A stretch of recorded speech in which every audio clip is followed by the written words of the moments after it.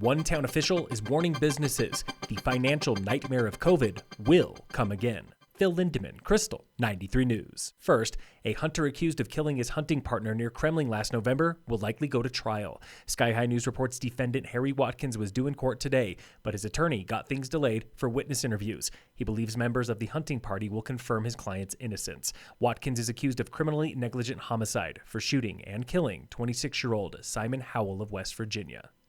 Outgoing town manager Nancy Carey of Frisco spent countless hours with struggling businesses last year and found that many had no financial safety net. When we started helping businesses, I would ask them, how much do you have set aside in terms of reserves to help out during an economic downturn? This is a cyclical economy. It's a tourist-based economy. So how much do you have set aside? 6 months? 9 months?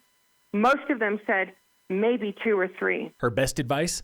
Start building that safety net now. I certainly hope that everybody who might have done a little bit better than anticipated, same with the town, let's set some money aside to stabilize the economy for the next downturn. They are coming. They always return every 6 to 8 years. In Silverthorne, town manager Ryan Highland agrees, pointing to a pair of town-owned money machines on hold for the past 13 months. Sales taxes, well, that's usually kind of the beginning and the end of the budget story here. That was fine. What was challenging and what we've never really had to grapple with before is when we talk about our recreation center and our pavilion, we took a huge hit there. The Silverthorne Pavilion has lost nearly $500,000 from 110 canceled events. The rec center is down $1.2 million from limits on drop-in visitors. They show up and they do a daily admission, and obviously they're paying a higher rate than our pass holders. With the capacity limits that we had, there's just no way that we could accommodate everyone. Gyms, rec centers, and most venues get back to full capacity when Summit enters level green at 70% local vaccination. Officials hope to be there by Memorial Day.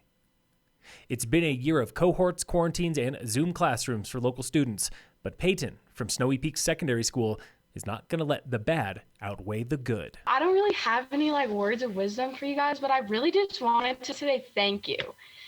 You guys made this year happen, which is so cool. Yeah. And honestly, it was a really good year. Even though COVID kind of messed everything up, it was a great year. I met a lot of new friends. A lot of the teachers are super nice, and yeah, so thank you. Peyton was talking to school board members, giving them the inside scoop on a very strange year. Final day of class for Summit schools is early June.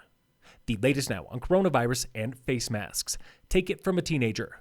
They're sick of them too. I just do not like having that thing on my face all day. It gets annoying, it gets hot, it gets in the way. You feel like when you're sharing out in class, people can't hear you, and they're like, what did you say again? Breckenridge, Vail, and many other resort towns have lifted their outdoor face mask orders. A mask is no longer required on Main Street Breckenridge with 6 feet distance, but a mask is still mandatory everywhere inside county-wide. 67% of Summit County is partially vaccinated today, 39% fully vaccinated. Summit Medical Center is at 41% capacity. In sports, the Rockies beat the Astros yesterday 6-3. The Nuggets barely beat the Trailblazers 106-105. Today, the Avalanche are back in action after a week of COVID shutdown, playing the Blues at 6. And in local sports, brought to you by American Family Insurance, the Weiss Agency, local ski mountaineering pro Grace Stayberg podiumed at just about every World Cup race in Europe this season. And now back in Summit, she's hoping to set the women's world record for vertical feet in 24 hours. Her goal is 58,000 vert. That's 24 laps up and down Copper Mountain, reports the Summit Daily. She makes her first attempts next Monday after Copper closing day. Phil Lindemann, Krystal, 93 News.